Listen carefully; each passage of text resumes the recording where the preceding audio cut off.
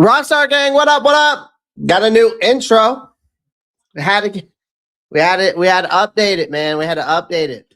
Adam Thielen was in that intro, the old intro 3 times. I was like, gotta update it. Gotta update that intro, man. Love that new intro. Shout out to Emin. I think it's EMIN NFL. You can find him on Twitter or X, whatever you want to call it. He is my guy for intros and outros. This guy knows what's up. He knows how to make some legit stuff. I'd say that.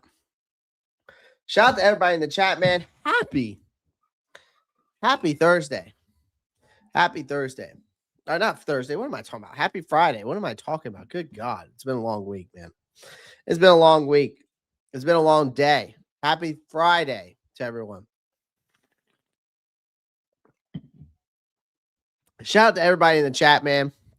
Shout out to everybody in the chat. Appreciate everyone joining the live stream. Do me a favor on your way in. Make sure you hit that thumbs up button. Get in the comment section and let me know where you're watching from tonight. All right. Let me know where you're watching from tonight. We are going to be talking about my top 10 most realistic first round prospects for the Carolina Panthers. These are just the guys that I think that they're going to pick in the first round. All right. We're going to break each cat down. All right. And that's what we're going to be talking about tonight. All right.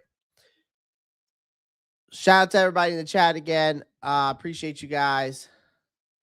I got to go fix Twitter over here. For some reason, Twitter doesn't want to let me do the live stream.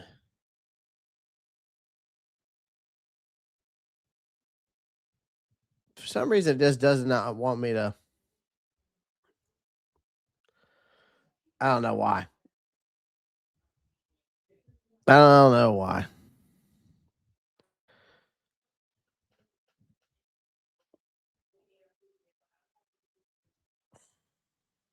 I don't know why. For some reason, there's some technical difficulties going on with Twitter that you can't even.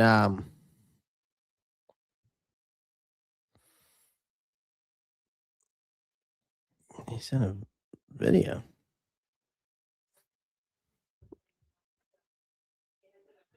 I don't know what he sent me. Anyways. Guys, if you do, again, go follow him on X. It's the guy who made my new intro. It's Emin. I think it's Emmy NFL. It's EMMINFL.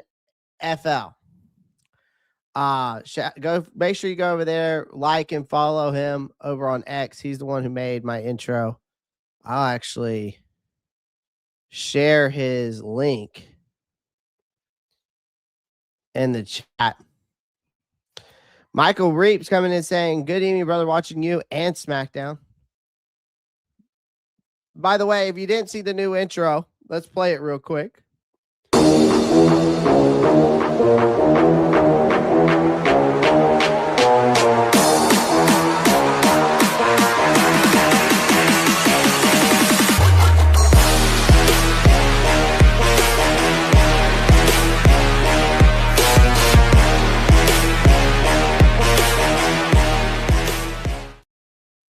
So there you go. We're updated, baby. We're updated. We are updated. We try to keep things updated around here. All right, let's get into it. Again, hit that thumbs button on your way in, on your way out. Make sure you hit that subscribe button if you haven't already. And, of course, down in the comments, let me know where you're watching from tonight. Let's pull up the NFL Draft Buzz. I'm still working my draft board, by the way, ladies and gentlemen. I am going to have an Excel spreadsheet that I possibly will, if y'all are interested, I might share it with you guys, my draft board, if you guys are interested in that. All right. So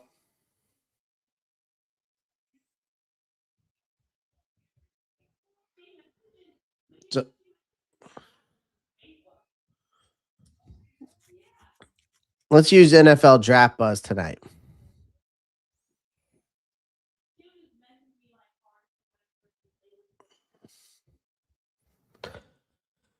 All right, let's get into it. Unless this, oh my God, no, we're not using NFL Draft Buzz. I'm sorry. We're going to have to use PFF. NFL Draft Buzz got way too many ads. Jesus. All right, got a fresh cut. I did, man. I needed a haircut bad. All right, we're going to go over the top 10. Now, when I talk about these guys, okay, this is not particularly any order. I want to make it clear. All right, when I talk about these guys, I'm not talking about in any particular order. This is no particular order. No, nothing. We're just going through guys who I think are going to be, because by the time this draft rolls around, we are once again stuck in that uncomfortable middle of the board. We're holding the 19th spot. It's far away from the elite tier mistakes that get punished, and close enough to where relevance, that smart drafting can still change the direction of the franchise. Customized board. I can customize my own draft board. Shit, we might have to use PF. I might not even use Excel spreadsheet now. I might just make my own. Shit. That's wild. I didn't even know I could do that. Okay. Well, we might be customizing my own PFF draft board. I might be doing that. I can create my own new board. Woo-wee. We might have to be working on some stuff here lately. Just figure that out on PFF. What's up, Zach? Anyways, let's so again, we're gonna be talking about guys who I really think we can pick at the 19th pick. So let's talk about the painful problems. Let's talk about the painfully obvious problems with the Carolina Panthers. Number one, that defensive front can't generate pressure without sending extra bodies. The run defense caves in too easily. And Bryce Young is still being asked to operate without, well, he's not asked to operate without that consistent blocker. It's just that his consistent blocker is injured. So we have to think about that. Again, a lot of this doesn't even have to do with free agency, because we're not doing a mock draft. And again, I keep telling you guys, the reason why I have not done a mock draft is because really a true mock draft. I've done them here and there. I did one on TJ show last week. I think I posted a 1.0, but was it really a true 1.0? Probably not. It was just first one of the year, to be honest with you. Again, when I look at the Carolina Panthers, I look at the painfully obvious things that we need from a team standpoint. It's hard to tell where we are going to go in the draft right now. We can make as many mock drafts as we're going to go. It will narrow itself down once we get through free agency, and that's why I'm holding off as much. But again, this roster doesn't need stars. It needs solutions, right? And let's dive into a couple players, and we're just going to go down the board here, and wherever they land, they land. All right. Obviously, a key number one, I think a lot of people would agree. I mean, if you want to rank him as the number one pick for the Carolina Panthers, like if you said this is the number one guy that Carolina should go for, you can make a case for Sony Styles. All right, you can obviously make a case for Sony Styles. There's no doubt about that. There's no doubt about that. There he is. Guys, go check him out. Follow him on X. I'm just going to call him Eminem NFL. That's what we're going to rock with. I posted his X actually right here, so you can go follow him on X. Go check him out. I don't know if he has a YouTube page. He might have a YouTube page, but if he does, go check it out.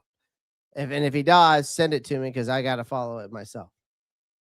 Didn't even know you could do that. I didn't know that either, Zach. So we're going to work. I might be doing some stuff this weekend on PFF. All right, Sony Styles. Again, you could say he's your number one guy if you want to for the Panthers. We know how bad the Carolina Panthers can't cover up the middle, or can't cover over the middle of the field, I should say, from a linebacker standpoint. We also know that our linebackers were very inconsistent in this year, especially in coverage.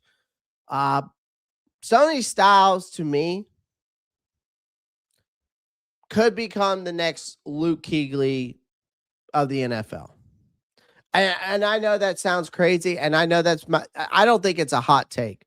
If you go watch this guy's tape, he's a coverage linebacker.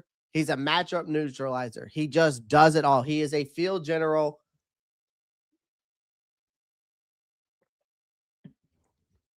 We're talking about a guy who was a former safety turned into linebacker.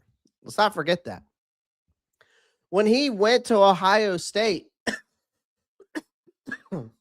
he came in as a freshman as a linebacker. You go look at his size. He's not 6'5". He's actually 6'4". He might be 6'4" and like 5/8 or something, or like 3/4. So maybe that's why PFF's got him at 6'5", but he's really listed at 6'4". 243. Now he recorded, let's see, 17 plus 71. He had 71 tackles, 17 assists. So you put that in totality to total together, you got 88 tackles. He also had an interception this year, right? But his real value shows up in coverage. He can run with tight ends and survive in space. That's one thing like Sonny Styles is very good at. He is very good at covering space. Excuse me, guys.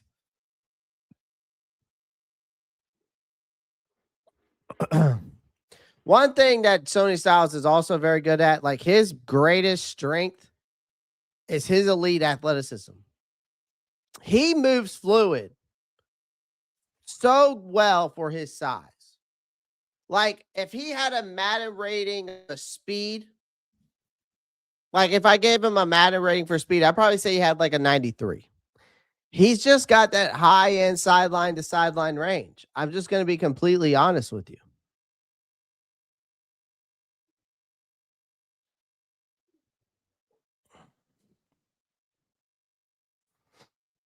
That's also true, Marcos.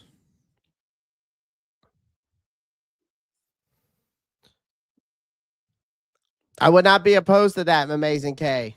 I would not. If he moves up, if he falls to that 14 to 15 range, I would not be opposed to that either. Another thing that, again, Sonny Styles, you can even look at it this way too. One of his biggest strengths is tackling. His missed tackle rate's only 2.2%. He don't miss a lot of tackles. He's basically nearly flawless at tackling. But I love, the one thing I do love about Sonny Styles, ladies and gentlemen, is his versatility.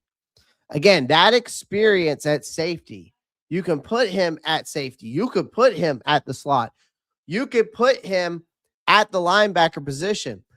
Sonny Styles also reminds me a little bit of like Isaiah Simmons from his Clemson days. Because him and Isaiah Simmons are kind of, if I'm not mistaken, they're probably about the same size.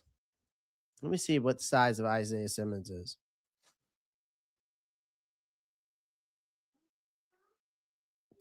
They're the same exact size. That's freaking hilarious.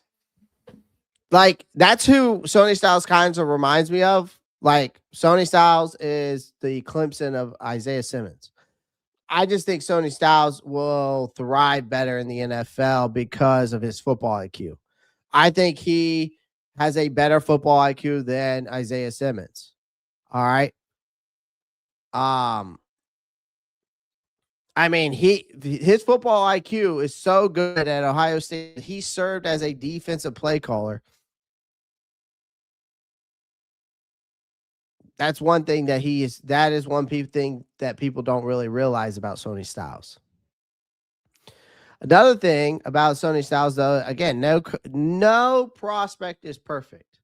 And again, all right, no prospect is perfect. Let's be clear about that.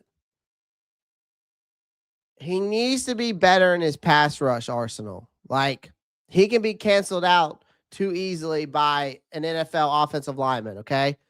Sometimes his aggressiveness can overcommit, and so he'll run himself out of gaps, or he'll bite hard on a play action fake sometimes, which is very rare. But let's not forget, he's only played 2 full seasons as a linebacker. So he's still learning, I think, the nuances of blocking deconstruction and that interior gap integrity.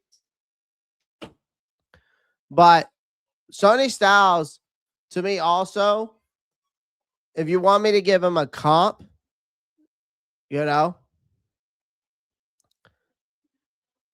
his comp reminds me of a Devin Lloyd.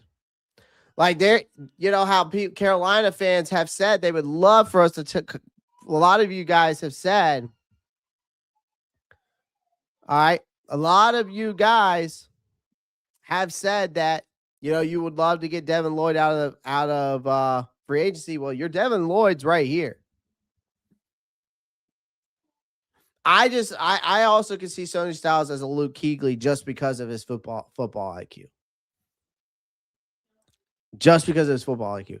This guy is an impact starter. Like, you get him, he's immediately going in your starting lineup.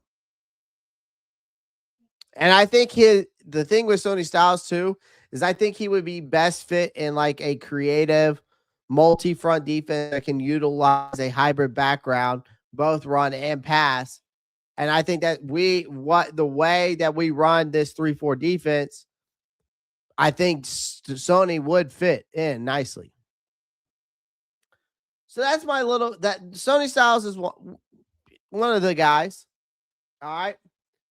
The next guy we're going to talk about here is Peter Woods. You don't have to like Peter Woods. You don't have to dislike Peter Woods. You don't have to like him. You don't have to say, well, we don't need Peter Woods. I think we do need a Peter Woods. When I was on CJ's show last week, the Armchair GM, shout out to him. We did a little mock draft, and a lot of people in the chat saying, we need a guy to go alongside Derrick Brown, plug the middle up, help him, bring somebody else that can help take some pressure off, right? So Derrick Brown's not always getting double teamed, right? So we can generate more pressure in the middle. And I like that idea too. As much as I do want to see more outside pressure, as much as I do want to see inside, I think Peter Woods is a guy who can be that interior disruptor, okay, with positional flexibility. Peter Woods is that guy who you can move around. All right. Peter Woods plays more than inside. All right. I've broken his film down on the channel before.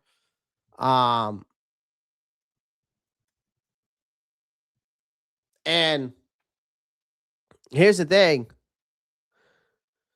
This guy is better than what I think a lot of people give him credit for. I think there's a lot of people who look at the down year too much. Okay. I think Peter Woods is a premier interior defensive line prospect. Okay. Now we're talking about a guy who's 6'3". He's actually 315 pounds. Get your statistics right there, PFF. Come on now.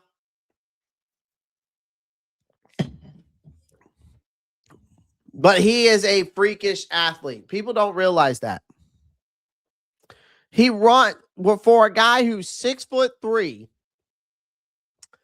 315 pounds, he runs a 4.86. That is fast for a interior defensive lineman. A 4.86 40. That just shows how explosive he is. Because how many? I mean, like seriously, how many people in the chat is outrunning him? Then he runs a 4.86 at 315 pounds.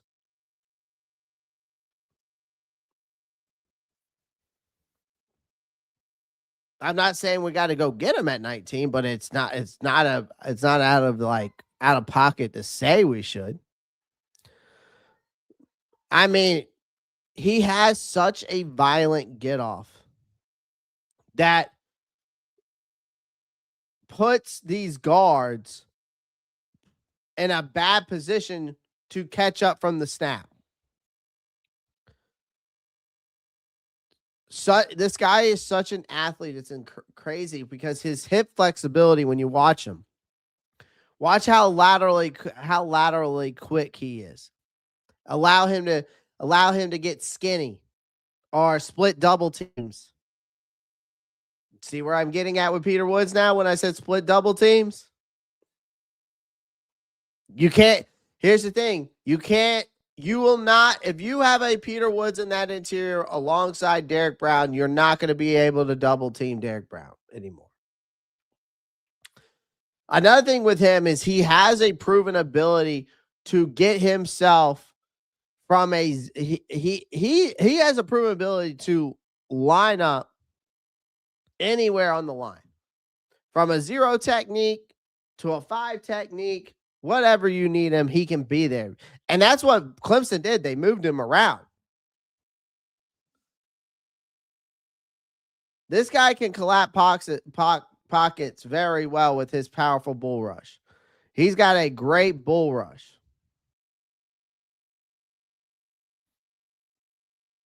Oh, his game speed looks good, Trizzy. There ain't no doubt about that.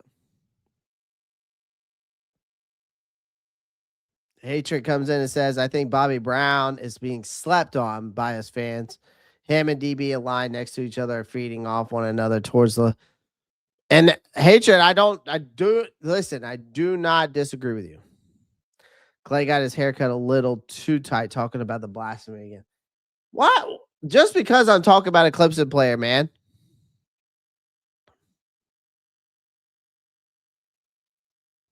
We can't deny that these guys, aren't good, man. I'm a Gamecock fan at heart. I'll always hate Clemson. But when we're talking about NFL draft, I'm not going to deny Clemson's talent. I can tell you that.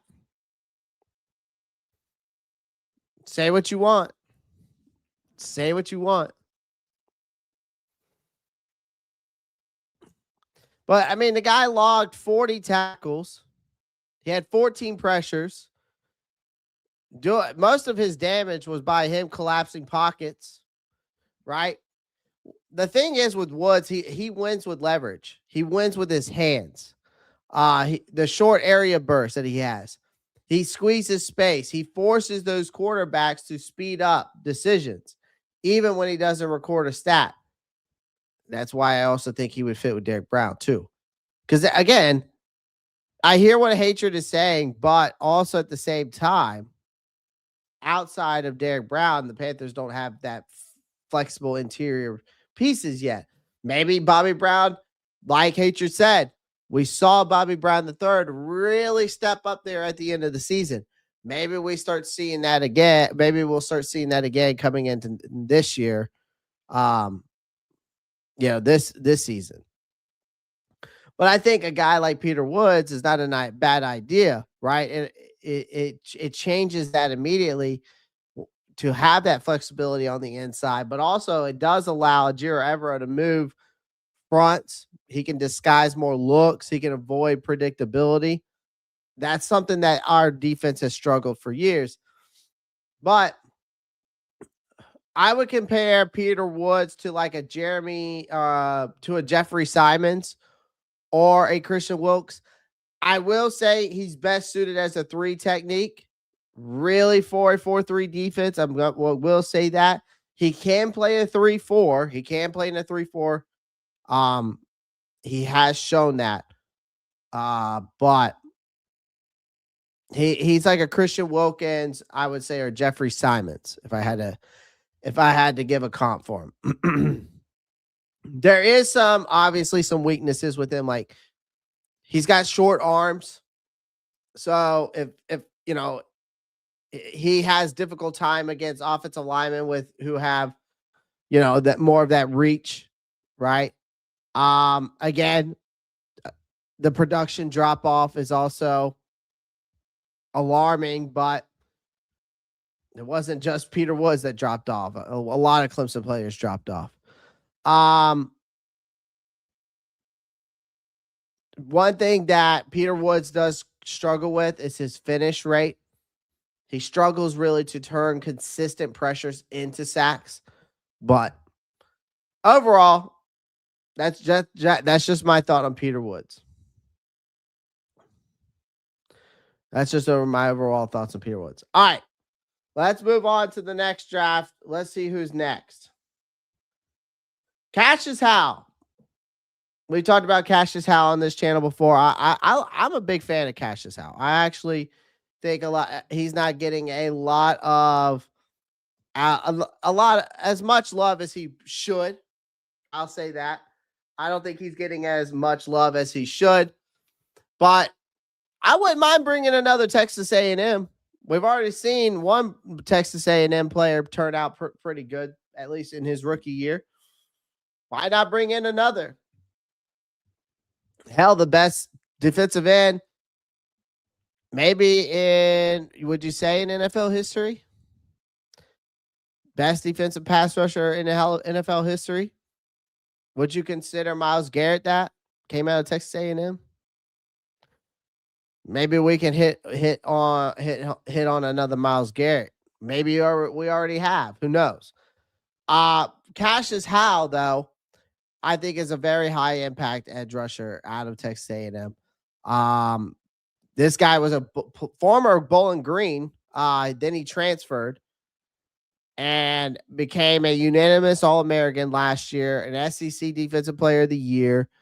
Led the conference in sacks. He didn't have 12. He had 11.5 to be exact. The only thing that bothers me with him, though, I will say, is the run stopping rate, but I'll explain more why he has a 3.1% there at that. Lawrence Taylor's the best. Probably so. Like, I'm just saying, is Myles Garrett up there? For sure. Lawrence Taylor is probably the best, though, of all time. That's for sure. Zach has said he's convinced himself that we are taking an offensive tackle. Well, we'll talk about the offensive tackle. I do have one.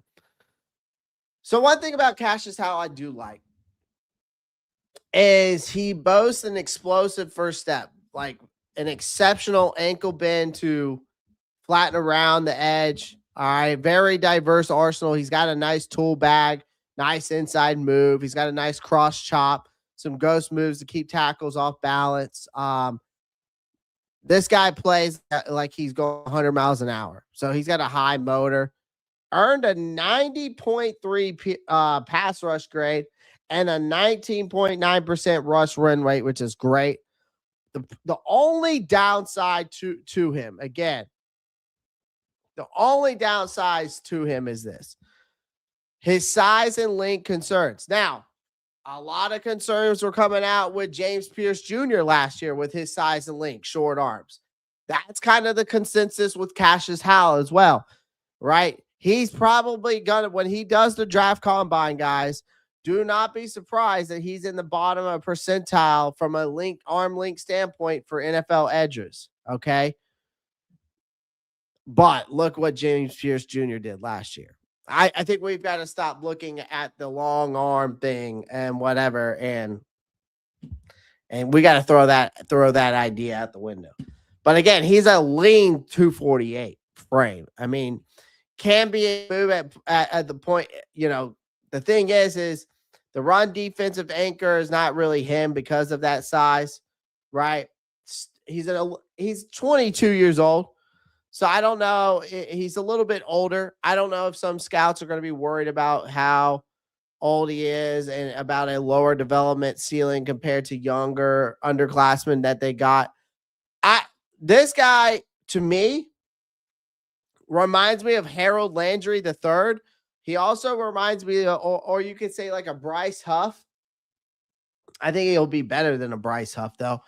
But he is best suited to me as a stand-up 3-4 outside linebacker or a designated speed rusher in like wide 9 schemes.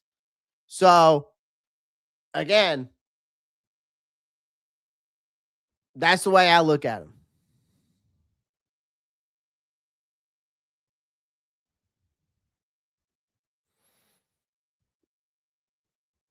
Sup, Robstar, do you think we pick linebacker first or pass rusher? I can't answer that question, buddy. Again, people have been asking me that question. I'm not going to speak on that until I see. I will tell you what I really think they will go do once we see the free agency. Once we see free agency, guys, I will tell you what I think. Might fit well opposite of Nick Scorton. That's kind of my consensus as well. Whatever, I'll let the rookies cook. He's going to have to. All right, we're going to skip Kedrick Falk. We're going to skip Caleb Banks.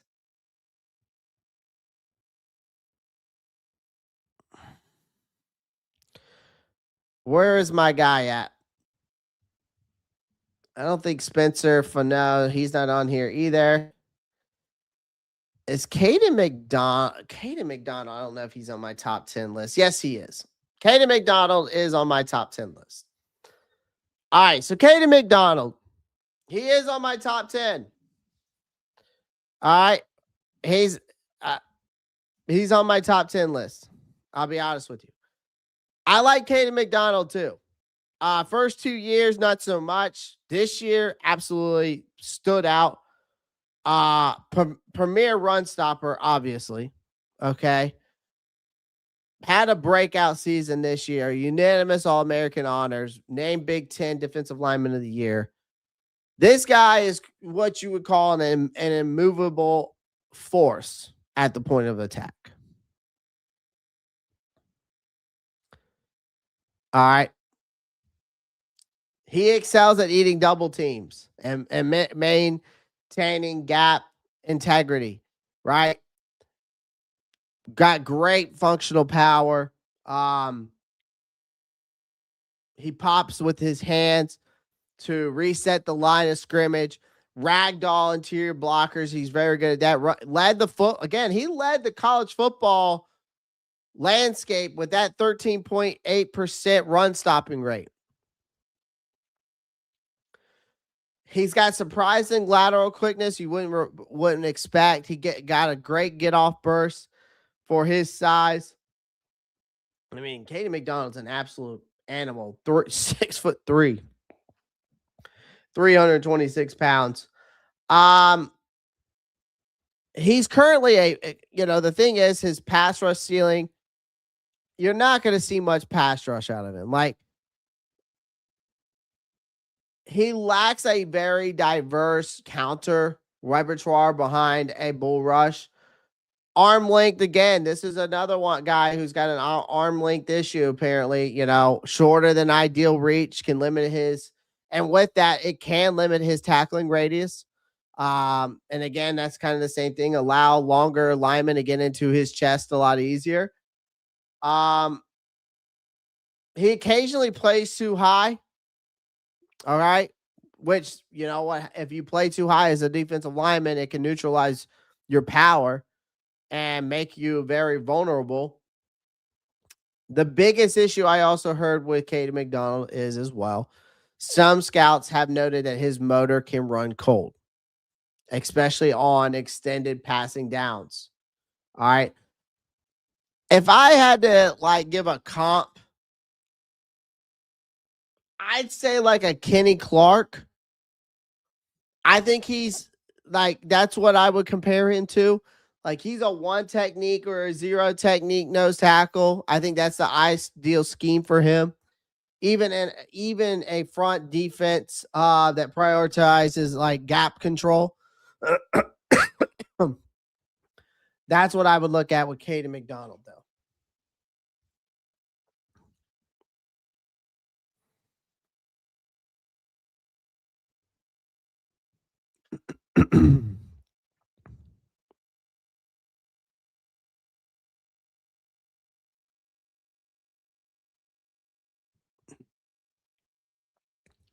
That's wild. Yeah, Kenny Clark. That's my comp for him. All right. Let me make sure I'm not skipping over anybody in my top 10 list. All right, let's go on to my boy. Y'all have heard me talk about TJ Parker so many times. Do I really need to go over TJ Parker?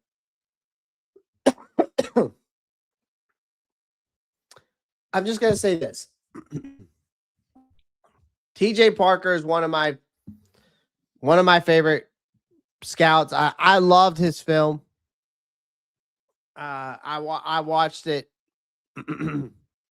at least 4 different games of his film. I think here's the thing. I will be honest with you. I think he's a high floor defensive end.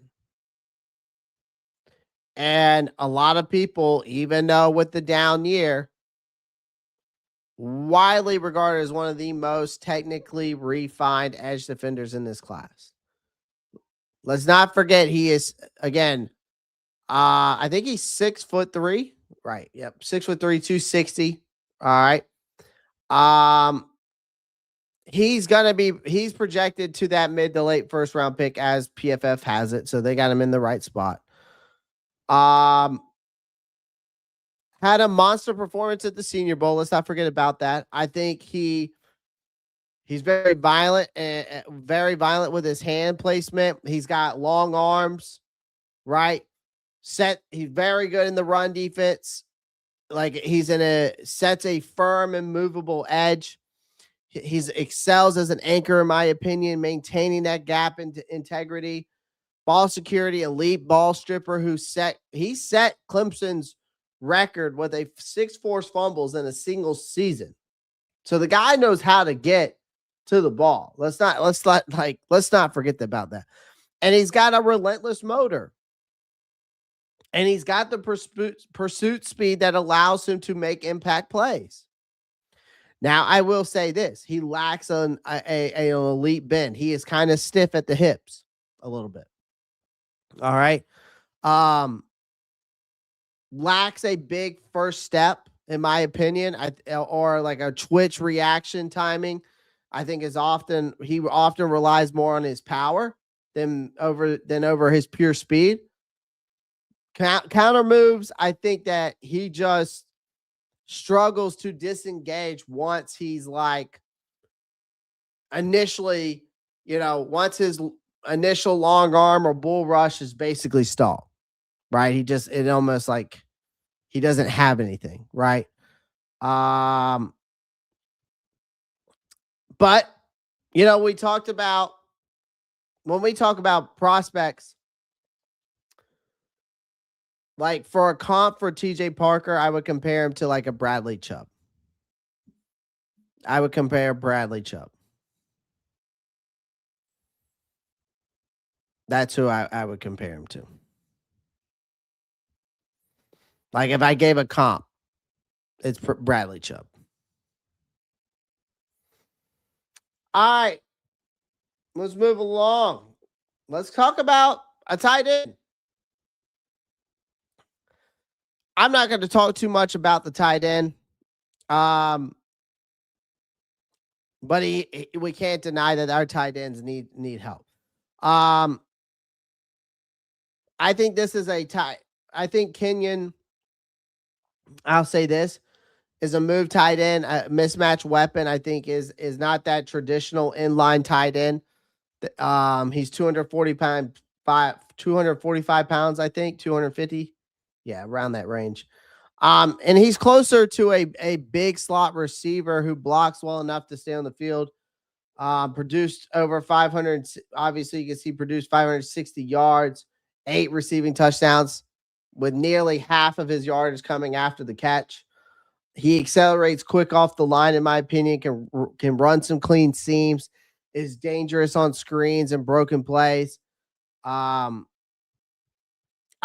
like Kenyon. Am I really going to be taking him at 19? I put him in my list, but he does feel more like a honorable mention. Just because I truly think that Carolina is going linebacker or edge rusher at 19.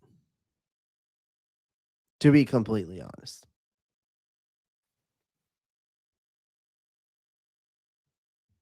If we're going to be completely honest here, that's me being completely honest. But yeah. All right, let's move on to the next one. Yeah, or offensive tackle for sure. All right, let's go back up here. Another guy that now he's not in my top 10, but I am going to talk about Lee Hunter real quick because Lee Hunter is in my he is an honorable mention for me as well. Lee Hunter is all around good. If y'all want to know something about Lee Hunter, you want to know what his nickname is? His nickname is called the Fridge. This is a highly productive defensive line prospect, in my opinion. Yeah, I think he's got some elite run stopping ability, standing at 6'4", 330 pounds. This guy has played all over. He's a former Auburn and UCF starter who finished his career at Texas Tech. Earned his first team All-American honors last year. This guy consistently and he's not in my top 10, but I'm going to go ahead and talk to him because he is an honorable mention. He just consistently eats double teams, and he can just still maintain his gap control. Despite how big he is at 6'4", 330 pounds. He possesses an explosive first step and a short area quickness that just allows him to get into the backfield, right? Another thing is he's got heavy hands. So he utilizes his hands from a power and grip standpoint. He's very violent with his hand placement to shed those blockers. That's one thing I love about it. But he's also proven that he can be very versatile. He's a capable player where you want to move him. You can use him as a 0 technique to a 3 technique, right? Now, long lateral range, like he lacks long speed, okay? 5'2", 40. To chase down mobile quarterbacks, the ball carries outside the tackles, it ain't happening. There's also some issues with his conditioning and stamina. His pad levels tend to rise as fatigue sets in during extended snaps, making him less effective in high volume roles. But I think he's best suited for like an A gap defender in a 3-4 or a 4-3 scheme. Really, that prioritizes like early down run stuffing and pocket passing. I will say this. If I had to give him a comp, I would compare him to, I would give him a Dexter Lawrence or a Dalvin Tomlinson. If I had to like give him one. All right. What is with people take? I don't know, man. I don't know. Guys, make sure you do me a favor. Make sure you hit that thumbs up button. All right. Appreciate you guys. Happy Friday to everyone. Let's continue. All right. All right, Lee Hunter. It was that guy there. Oh, let me go back. All right. Next up, I got CJ Allen. CJ Allen has been on my list. I've broken him down on this channel before. I'm a big CJ Allen fan as well. I like him a lot. Not just because he's a because a lot of Georgia Bulldog or anything like that, but he's just a very high intelligent player. His size does bother me a little bit. Like, that's the only thing. 6'1", 235. So his size does bother me a little bit, but nothing too crazy. I think he is a green dot leadership waiting to happen. And he is known for his elite run defense. Obviously, you can tell with an 88.6 run defensive grade. Again, he's an elite run defender, one of the best in this class. That 7.8% missed tackle rate is not correct. He's actually around 2.2%. So PFF has that wrong. Someone needs to contact them on that. An elite football IQ, in my opinion. Leadership traits. A lot of people have come out and said that he's a coach on the field who can handle defensive play calling. That's why I said this is a guy you can give the green dot to. Great leadership traits. He's also described as a pocket rocket, which means that he has this very rare short area of quickness. From my understanding, he runs like a 4.55 40. Highly effective mug and drop systems as well. I do think that coverage, obviously with the 55.5% or 55.5 grading, but from the tape that I've watched, he definitely can be more consistent in coverage, right? He still gets exploited, especially in man coverage, by these tight ends or running backs. Even though he's got great hand usage as well, he does lack that length again. He just struggles to disengage once he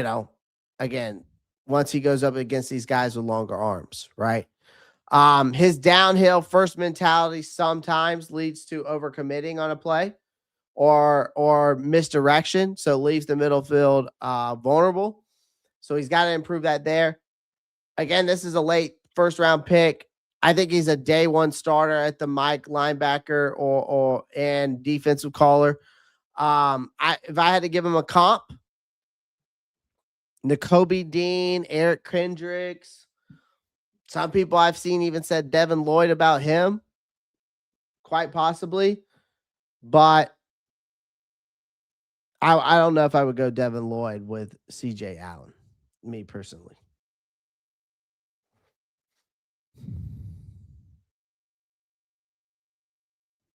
I hope so, and I hope it's Sony Styles, to be honest with you, Rock.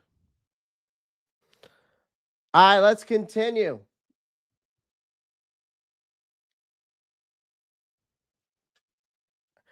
I had to throw a wide receiver in the mix.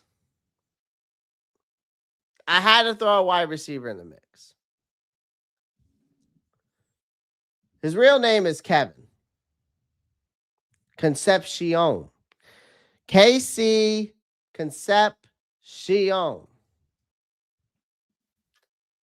Kevin Concepcion out of Texas A&M. The reason why I went with him is because he's a dynamic, multi-threat type of wide receiver. He's projected first round to early second round. Talking about a guy who's 5'11", 190 pounds. Paul Hornung award winner. All right. Very twitchy, versatile playmaker, in my opinion. Elite yak ability. I think over 50% of his 2025 receiving yards came after the catch, mostly. He excels making defenders miss in those tight spaces. He's just got this stop and start ability that makes him a nightmare for man coverage corners. Versatility, a true offensive weapon who can line up in the slot or put him out wide or in the backfield. Can also serve as a dangerous punt returner, right? Despite being that slot prototype that they brought him in there to be, he stacks defenders effectively. He averages around 15.1 yards per catch. That's what he averaged there this year. The only thing is that my consistent concern is the 19 career drops that he does have with a 10% drop rate. All right. All right. If I had to give him a comp, I would say like a Zay Flowers or a Ladd McConkey or a Rashad Bateman, maybe. But he's that ideal slot Z receiver who thrives in motion heavy, West Coast style offenses. But that's if we went with the receiver, this is a guy I'm looking at.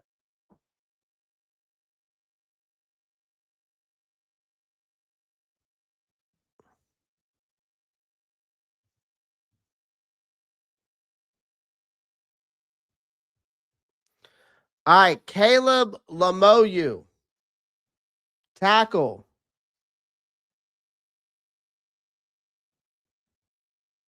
Out of Utah.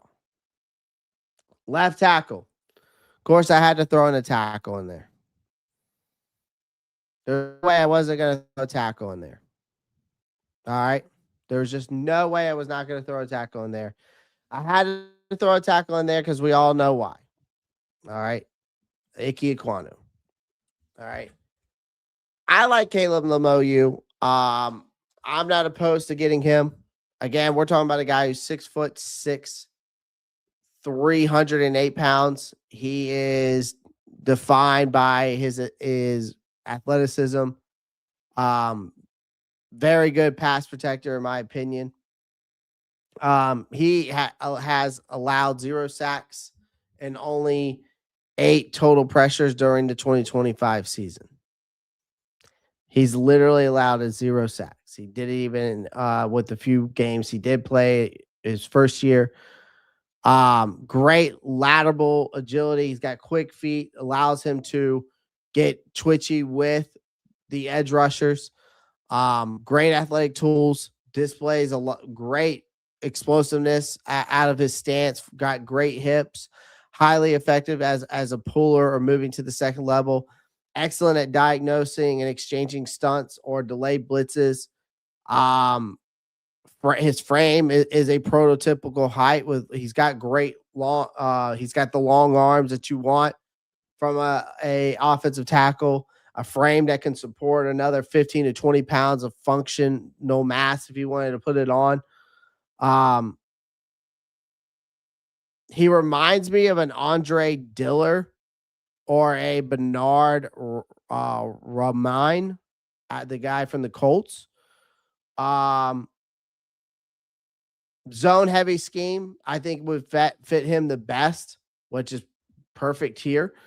Because it does prioritize more of his lateral movement and space blocking over gap power assignments.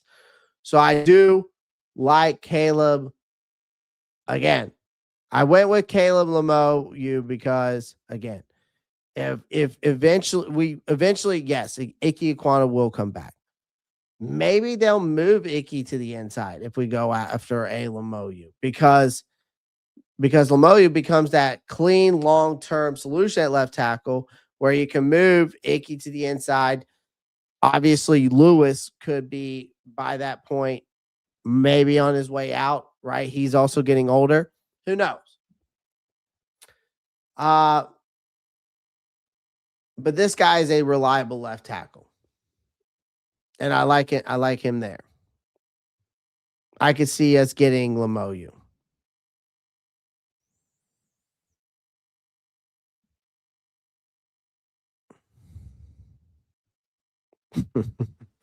That's right, Rock Jones.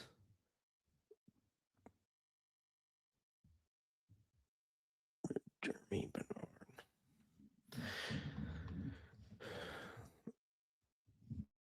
out of Alabama.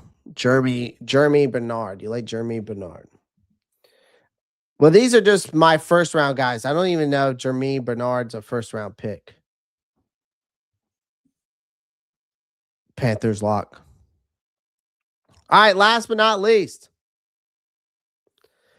Even though that PFF does not have him, they basically have him going in the second round. I have not talked about this guy on my show yet. But this is the last but not least, though. Hakeem Messidor. I'm a huge Hakeem Messidor fan. Someone told me to go look him up. I went and watched film. Talk about a highly versatile defensive lineman. Okay. Right now he's projected late first round to early second. I mean, dominant 2025 season, led the ACC in sacks, had 13. As you can tell, he is emerging as one of the most polished pass rushers specialists in this class. Not a lot of people are giving him the credit where credit's due. But again, let's not forget, this is a guy who's 6'3", 200, and he's actually between 265, 280. I'm interested to see how much he weighs when he does the combine, if he's going to be more lean or if he's going to keep that more or go for more of the mass, right? But his frame, that frame allows him to rush from the edge, right? Explosive first step. He's got that upfield quickness for a defensive end that a lot of people don't realize. Technically polished. I mean, we're talking about a guy who got mentored by Jason Taylor. So he uses his advanced hand usage, very effective Euro step, a deep bag of counter moves. He has that, right? Again, the production's there as well. All right. Now, the only thing I have to say with Hakeem Messidor is that he will be a 25 or 26-year-old rookie, which may limit his long-term developmental ceiling for some teams.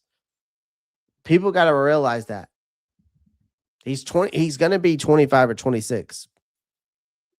I think by the season starts. I think he's 25 now. I think he might be 26 by the season starts. I could be wrong. That's the only thing I got to say. Is his age does bother me. But he does remind me of a Zendarius Smith or a Danico Autry. I think that I think the ideal role for an Hakeem Messidor is a winning starter who can play as a base 4-3 end or a 3-4 outside linebacker with the ability to slide inside on passing downs. I do like Messidor though, but the biggest gripe for me is his age and maturity. I mean, him being an older draft prospect. That's my only thing with him. So, well, that's it, man. Those are my top 10 picks for pick number 19 for the Carolina Panthers. So, sound off the comments. Let me know what you think. Again, make sure you hit that like button. Hit that subscribe button if you haven't already. Make sure you click that post notifications bell so you don't miss any new content. Also, go check me out on Facebook, Instagram, X. Of course, you can rewatch this live stream if you missed out, if you're just tuning in. Other than that, guys, I'm going to hop off of here, and I am going to go and sit down and relax with my family. Other than that, guys, love you guys. Be safe. And as always, I'm out of here. Peace. Keep pounding.